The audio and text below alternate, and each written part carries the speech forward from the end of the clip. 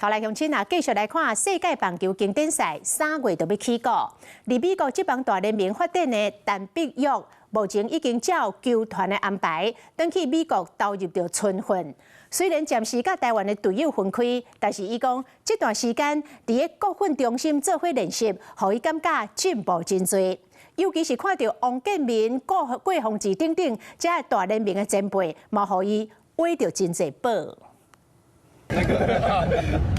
我紧张了。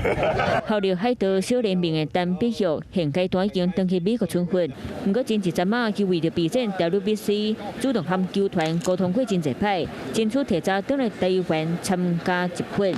如果在这团队里面，我算是艺人里面的 I 人吧，可以活泼，但是需要热身时间。陈必玉伫咧国训和ทีม台湾，虽然敢若第一站训练差不多1礼拜，不过团队气氛会进步甲真紧。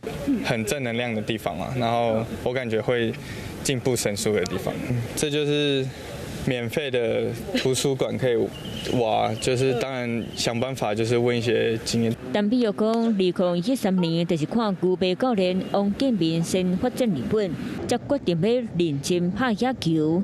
即摆是英雄教阮如何做英雄。像小郭神拜，就是他是很冲嘛，然后很有力量，他就会说，如果你真的觉得不好，你就调整好啊，全力拼啊什么这种。